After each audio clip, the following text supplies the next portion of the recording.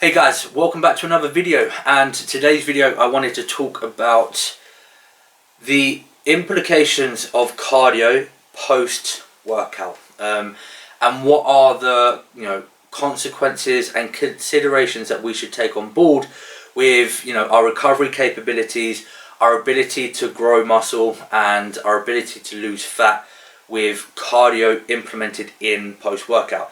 Is there any implications? Does it hinder our ability to do any of those things? Does it benefit us? What is the answer to that question? And the individual that asked this question, I thought what I'd do is I'll just answer the question to that individual and leave it there. But then I thought the prevalence of this question is still ongoing. With the many years that I've been in this industry, I've always seen that question crop up now and then. So in my mind, I take it as a lot of people still don't really know what they should be doing in regards to cardio. When should they be doing cardio? And what are the impacts of doing cardio after a training session? So like I said, I thought I'd do a video here so that everybody can always come back to this video if they need the answers. So the first thing that I wanted to make clear and underline was the fact that there's always going to be two ends of the spectrum. You're going to have one individual who is looking for optimality. The one person who may be like an athlete who competes, or somebody who's just very meticulous with all their variables, and they want to make sure that they're utilizing everything to their maximum abilities. And then you've got on the other end of the spectrum, that's the individual, they don't really care. They're like, oh, I want to train, I just want to improve my fitness and my well-being. I want to lose a little bit of weight because I want to feel more comfortable in my own skin, in my own body, especially like if they got a holiday coming up and when they take their top off on the beach, they don't want to feel insecure or embarrassed. They want to just feel comfortable within themselves, and like they don't really care too much if they lose a little bit of tissue or if they lose a little bit of strength. They just want to see the scale weight go down, and they want to look in the mirror and see something that they are satisfied with. So that's the first thing that I wanted to underline. So when I answer this question, I am going to take into consideration both people, and I'm going to provide an answer for both people, because I think that's very important to understand that concept that not everybody is always striving for optimality. So I'm going to delve straight in with the athlete, the individual who's very meticulous with utilizing every single variable that they have to the best of their ability. So when it comes to post-workout cardio, and some of the considerations that we need to take into consideration are, when we have finished that training session, we need to understand that we are going to be predominantly in a sympathetic nervous state. So this means that we're in that fight or flight state where heart rate is elevated, blood pressure is elevated, respiratory rate is elevated, we have high levels of adrenaline. This is where we're just more alert and just we're psyched up, and this is our body's defense mechanism against anything, or it's like its survival mechanism. Now when we're in this state, we're going to have predominantly more catabolic signaling pathways, things like AMPK. These are the things that we don't really want, because these are things that can potentially lead to atrophy. So that is the opposite of hypertrophy, which is the wasting of muscles and the waste of tissue. So when we have these catabolic signaling pathways, we want them for a short period of time, because the catabolic signaling pathways and like muscle protein breakdown, these sort of things, we do need these. We do need these stresses to create that adaptation, to disrupt the homeostatic system. This is what enables us to actually adapt and grow and improve. Okay, so we do need these in stages. But then what we want to do is, after we finish the training session, we want to try and focus more on doing the opposite, and that is putting our body into a parasympathetic state. So from a nervous system perspective, we want to make sure that after a training session, we're getting ourselves into predominantly more of a parasympathetic state. The one thing you don't want to be doing is doing your cardio after you finish your training session, because that is still going to be encouraging those catabolic signaling pathways, and it's still going to be either maintaining or elevating your sympathetic nervous system tone. We don't want that to be happening. Again, like if we finish the training session, we now want to make sure that we're signaling more anabolic pathways, and we're optimizing recovery and growth factors. So that's why I think personally, when we finish the training session, we want to just get home and then allow ourselves to get into that parasympathetic state, and then start doing the main thing, which is replenishing our body with those nutrients that we've lost. So this is where we look at from a nutritional environment perspective. We want to make sure that when we finish the training session, we are going to be, to an extent, depleted. We ain't going to be fully depleted. A lot of people like to throw the phrase around of, oh, I need to get the carbs in because my glycogen stores are fully depleted. You'll never fully deplete your glycogen stores. The body is very, very stingy with using the glycogen stores. So you will, to an extent, deplete some of the glycogen stores, but you will never walk around in a fully depleted state. That is actually been proven in many cases and many studies. But we will, like I said, to an extent, deplete our glycogen stores. So we want to make sure that we are replenishing those glycogen stores with carbohydrates and glucose.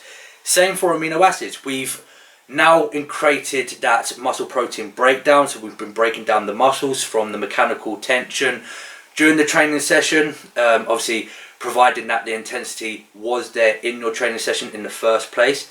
Now what we need to do is we need to attenuate that muscle protein breakdown, and the way to do that is by providing our body with the amino acids, so the proteins. We now need to start thinking about getting home and getting in our protein shake or some kind of protein source to start signaling those anabolic pathways. Obviously we have an increase of mTOR, which is going to help with the muscle protein synthesis. The amino acids and the glucose is what's going to help with creating that spike of insulin, because insulin levels will go down during the training session, and we need that insulinogenic response to attenuate muscle protein breakdown and to stimulate muscle protein synthesis. So from a nutritional environment perspective, we want to make sure that we're getting home and getting those nutrients in as soon as possible. So again, from a perspective of the individual who is very meticulous with making sure that their recovery modalities are on point, that they're not losing any muscle tissue, and if they're in a dieting phase, they're preserving their muscle tissue, and if they're in a growing phase, they are actually maximizing their ability to grow. So in that scenario, if you are an individual who is very meticulous with all your variables, and you're potentially in a contest prep, and you want to make sure that you are sustaining as much tissue as you can during that dieting phase, or if you're in an off season and you want to make sure that you're growing to the best of your abilities, then I would leave cardio away from the workout. So you could do it either first thing in the morning in a fasted state, or you could do it in the evening, or again, it depends on what your body composition is saying, but you could probably not do any kind of cardiovascular machinery work, and you could probably just look at doing NEAT, so monitoring your steps, going outside and just doing a gradual walk every single day, because that's going to be less neurally impacting, and it's not going to really impact things like the things that I just mentioned. So if you have the ability to just do step tracking, and your body composition is relatively good, so you're not holding too much body fat, that you don't need to do any actual cardio like on a treadmill or on a Stairmaster, then just do your steps. Steps will be absolutely fine. You can do that first thing in the morning, you can do that in the evening.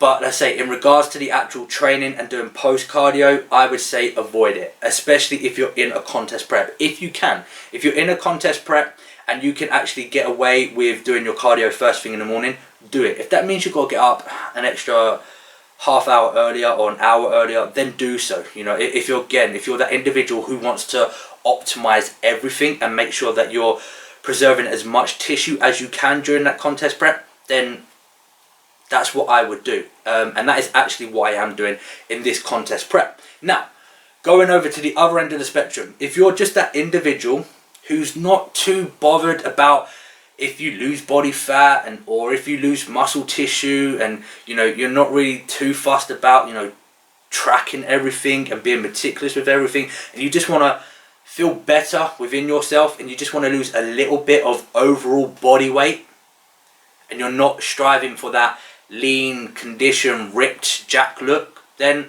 do your cardio whenever. If you want to do your cardio after the training session, do it.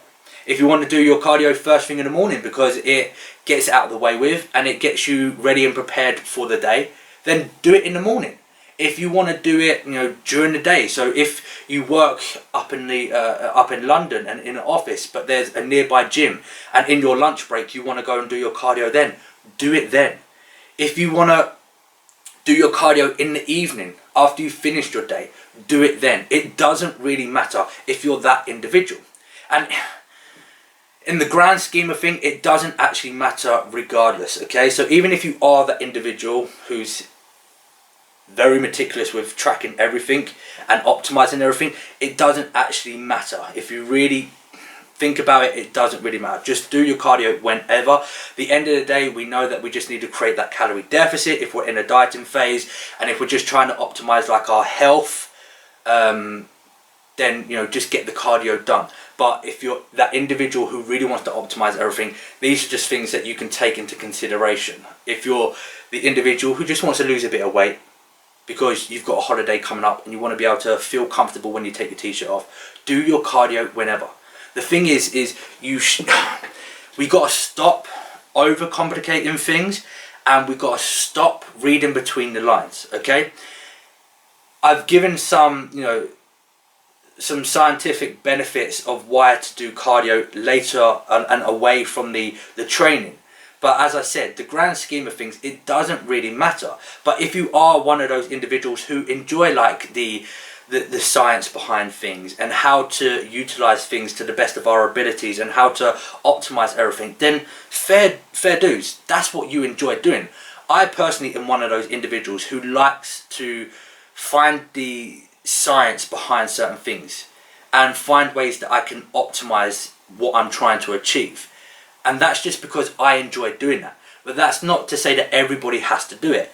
And this is where a lot of people are getting confused, because they feel like when they set out to achieve a goal, they always try and strive for optimality. Now, if you're that individual who just wants to lose a bit of weight, optimality for you at the moment is just getting the job done. Just going to the gym and getting your cardio done, and going to the gym and doing your training and sticking to your diet, adhering to the diet for longer than a week. That's optimal for you. If you do that, that's probably the best thing that you can do, and probably the best thing that you have done prior to starting that diet. So that's optimality. The other individual, they've done that. This person who's dedicated and highly passionate about what they're doing, they've been doing it for a few years now, they've got experience, they know how to adhere to their plan. They've done that, they've achieved it. They know how to train 5-6 times a week. They've done that. Now they're trying to further improve their progress. So they're looking for the teeny tiny little improvements that they can do to really optimize everything. That's the one thing that you got to consider, okay? And that's how you got to look at it. So hopefully this gives you guys some perspective and some tips and advice for you to consider when it comes to cardio. So as always, I hope it was helpful. If it was, give the video a thumbs up. If you haven't yet subscribed to the YouTube channel, please do. That does really help me out. It does support me massively. And I'll see you guys on the next video. Cheers, guys.